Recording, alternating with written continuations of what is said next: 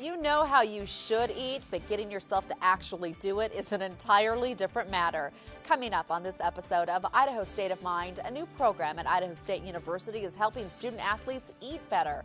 Whether you're an athlete or just someone wanting to make better food choices, we'll show you how to make healthy eating the easy choice. And when you hear a small child say wello instead of yellow, you might think it's kind of cute. But don't be fooled. We're discussing how speech problems early in life can cause reading troubles and more later in life. Stay with us. Idaho State of Mind starts right now.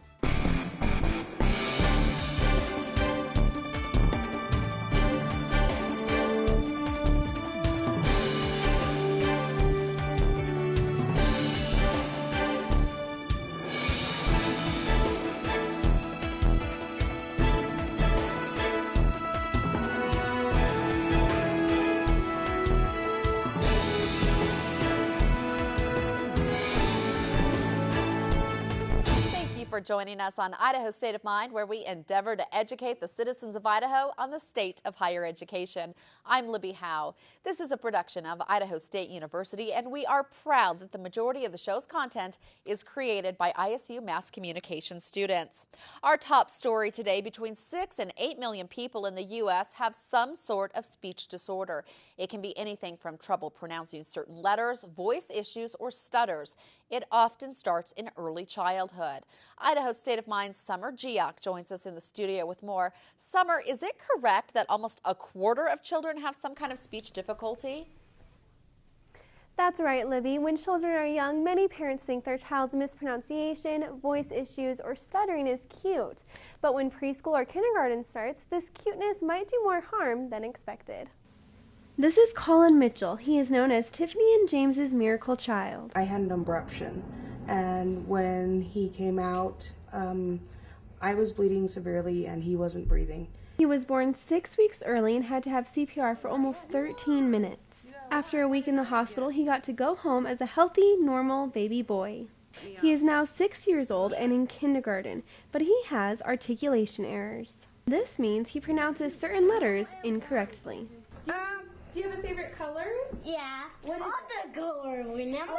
His L's would come out as W's, so instead of I love you, I love you, which was really cute when he was in preschool, but as a kindergartner, it's really concerning.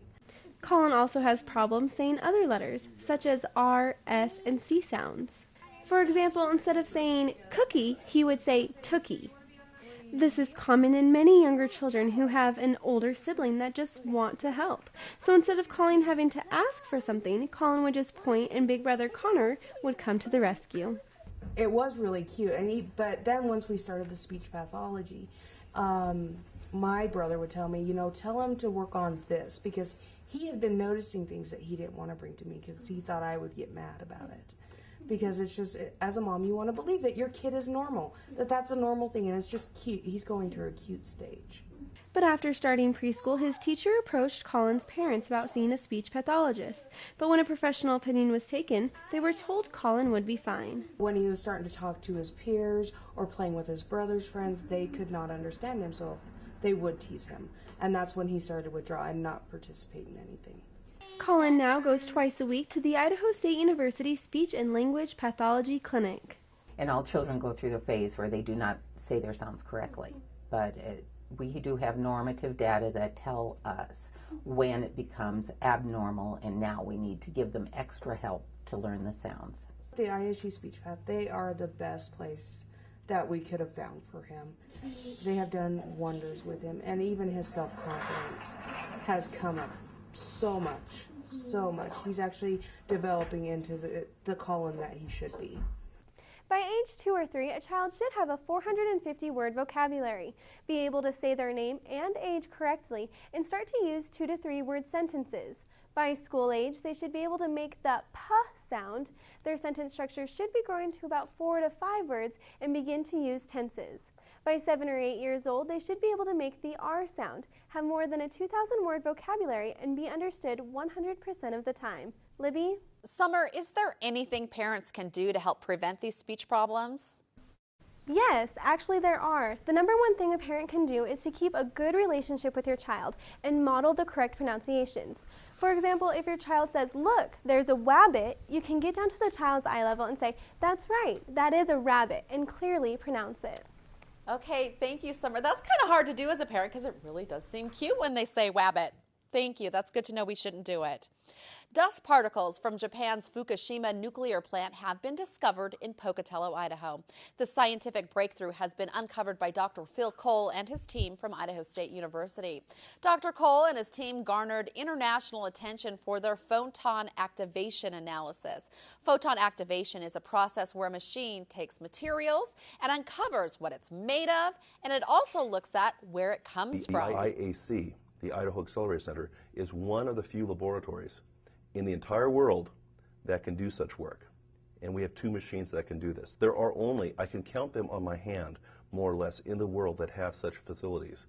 And so I can take something as small as a grain of dust, small as barely perceptible to the eye, and I can tell you, within certain parameters, I can tell you what's inside. The particles have a distinct mark similar to a fingerprint, making them traceable to where they originated from. The study is essential to track climate change and analyzing old artifacts. In the future, it may be used by the medical community to help detect early forms of various cancers.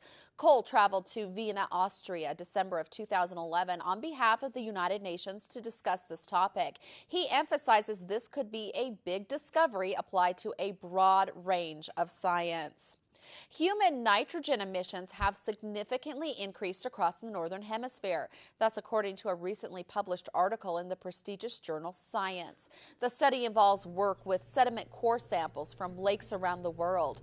Researchers compare levels of nitrogen 14 and 15, one being the natural form of nitrogen and the other man-made. We can pretty confidently infer that that is related to human activities.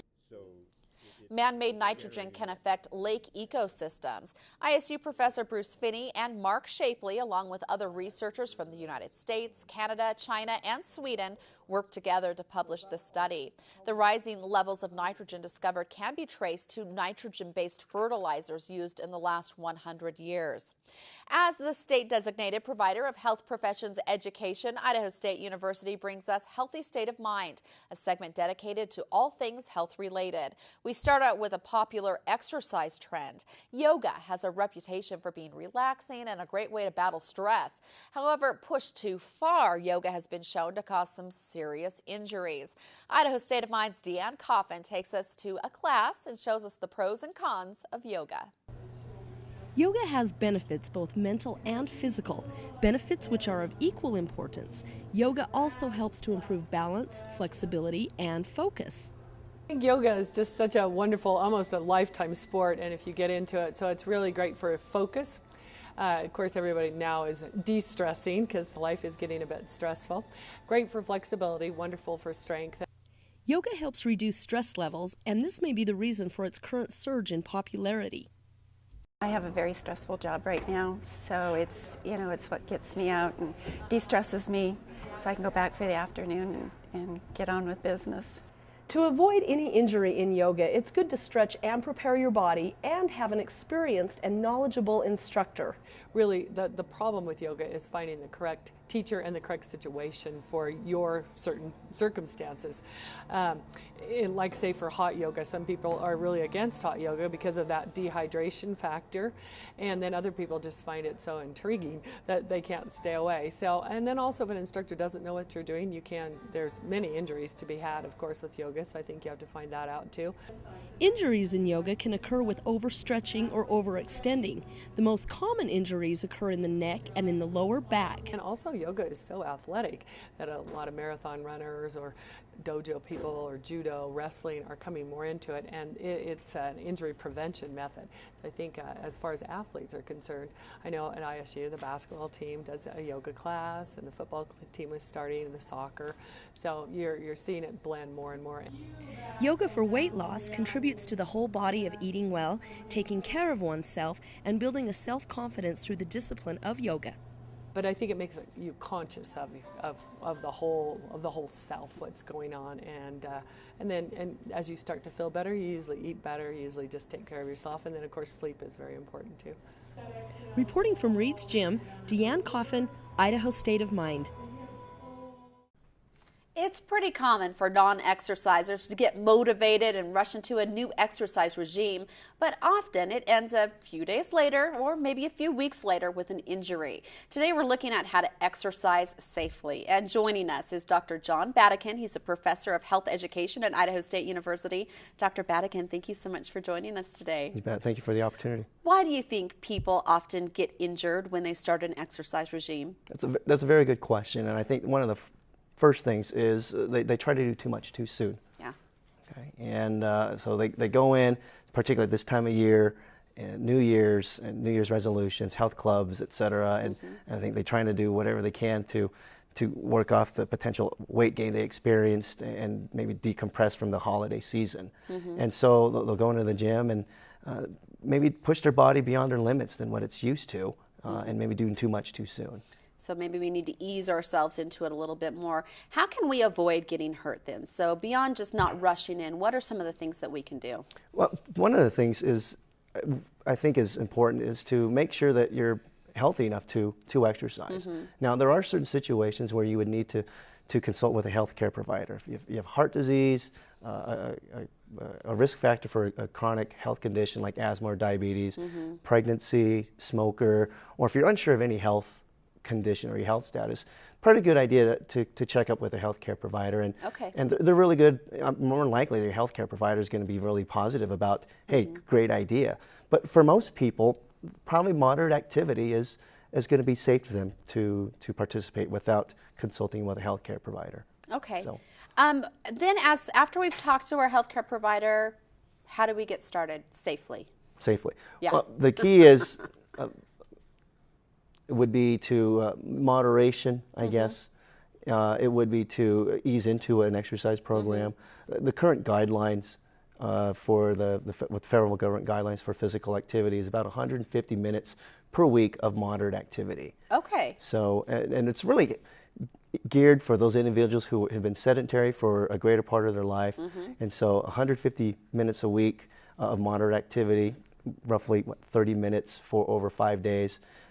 Or for those who like to do vigorous type of activities, 75 minutes per week. So, so there's some latitude that way, plus to include some resistance training, so some weight training 2 times a week. Are the minimum guidelines and recommendations. Does it matter why you're starting the regime? Like, should you, let's say if you want to run a 5K, if that's your goal, or if you want to just get healthier or lose weight, does that play any part in how you get started? I think for a lot of people it is. I think to set up a goal, again, for New Year's resolutions, maybe I want to lose 10 pounds, or I want to get ready for my high school reunion coming up this summer or so.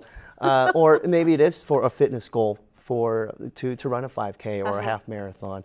And so being able to have an end goal and be able to work towards that. And then gradually build an exercise program for cardiovascular fitness, muscle strength, so that you ease into it. And so roughly about 6th, 7th week, you're really into the improvement stage. That those first couple of weeks are your body's kind of in shock, so to speak, of adjusting to the new stresses that you're putting on the body. Okay. Now, so we head out, a lot of us head out too fast and too hard. How do we know that we're not pushing ourselves too hard? Because, we kind of have this idea of what we think we should be able to do. How do we know if our body can handle that? Okay. Well, one of the things we look for is exercise intensity. And so when you're exercising, if say you and I are out walking around a track or on a treadmill next to one another, if we could have a conversation such as this, that's considered moderate intensity. Okay. Now, but if we're having we crank up the intensity on the dial, and we're speaking in phrases or short words before we have to catch our breath. A lot of folks would consider that as vigorous intensity, and for bouts of periods of time. I mean, that's okay. So those types of that intensity of an exercise. But if you could have just a conversation. Okay. Now, if you could sing, then you need to kick it up a notch. Probably not okay to be able to sing then. Okay, no whistling while you're working out. Well, Dr. John Badakin, thank you so much for joining us today. This is really important information for people to know. Great. We all need to get in shape, don't we? All right, thank you. ISU has a new program geared towards student athletes. It teaches them how to manage a busy schedule while maintaining a healthy diet. Idaho State of Mind reporter Sean Forey joins us in the studio with a look at this very useful course. Sean? Thanks, Libby. The SCORE program helps student athletes with everything from learning how to shop correctly at a grocery store, but also how to read a nutrition label and how to cook correctly using a variety of ingredients. The Smart Cooking on the Run Every Day, or SCORE program, is ISU's way to help improve the eating habits of the campus's most active students. Student athletes must register for the course to learn proper nutrition skills to keep them healthy for the field and for classes. We needed a program that could get the athletes off on the right track, making cheap, healthy, long-lasting leftovers that were easy to make. The program was designed to help athletes fix the eating mistakes that come along with being a busy college student and showing them easy alternatives to their diet. They're in classes and need to study, and some of them have part-time jobs, and they're at practice for 3 or 4 hours a day, and they get home and they don't want to cook, so they end up going to Taco Bell or McDonald's or opening a can of soup or something at home, you know, and really if you can get the wholesomeness of foods made fresh, then you're going to get a way bigger benefit for your athletic performance than just going and getting some fatty stuff from a fast food restaurant. While it's new to ISU, the program is already popular among student athletes. Members of ISU's softball team have already attended multiple classes and are implementing the new information into their daily diets. I like my fruits, I like my veggies, I like my protein and everything, but sometimes I indulge a little too much. I mean, because practice goes like from basically 2 o'clock to 6 o'clock some days, I eat so early and then I get hungry later at night because I don't go to bed till really late. So, I mean, I'll be munching on like ice cream or hot Cheetos or something like that right before bed. Eating healthy is a big part of being a good athlete. So, I mean, other athletes should just be like, they should be informed about what they're eating, what the effects are, and what they should do to try to change it. The SCORE program is a combined effort with the dietitian program at ISU and the athletic department, having been backed since the beginning by ISU's athletic director. I want our student athletes to be better prepared for the rest of their lives, not so much for everything that they do on a daily basis as student athletes. You know, I want them to be able to go, you know, to a grocery store, buy the type of foods that they want, go home and prepare them and have that for the rest of their week. And in so doing, all of these things prepare themselves for the rest of their lives. More than just a benefit to each player's diet and health, the SCORE program is a great team-building exercise that brings the teams closer together, where, like on the field, they're reaching for a common goal. We all get along with each other. Most of us live together, so you might as well be cooking together so you know what's going on. Now, while the class is geared towards athletes here at ISU, it's definitely important for everyone to take a second look at their diet and determine what changes, if any, you should make. Libby? Thanks, Sean. The SCORE program is a combined effort between ISU's dietetics program and the athletics department. Athletes aren't the only ones who need to be better about making good eating choices. Most of us could use a few tips on how to maintain a healthy diet. Unfortunately, what we know and what we do doesn't always sync up. And joining us today with some tips on how to make those sync up a little bit better is Dr. Linda Rink. And thank you so much for joining us, Linda. Thank you. Now, why is it, do you think, that most of the time people don't make those choices that they know that they should make? I think a lot of people wait until they're really hungry and then they grab whatever's handy. They don't think ahead, they don't plan ahead, and you have to plan ahead if you want to eat healthy. Okay, so we don't want to be making those runs to the vending machine, which I know maybe not you, but I have done in the past. Everyone does that. So with planning ahead, what are some things that we should plan for? Well, it's good to plan ahead, you know, a week's meals, especially if you're going to be busy and if you're going to be gone for the day, like our students in class, our athletes in class, is plan snacks for the day.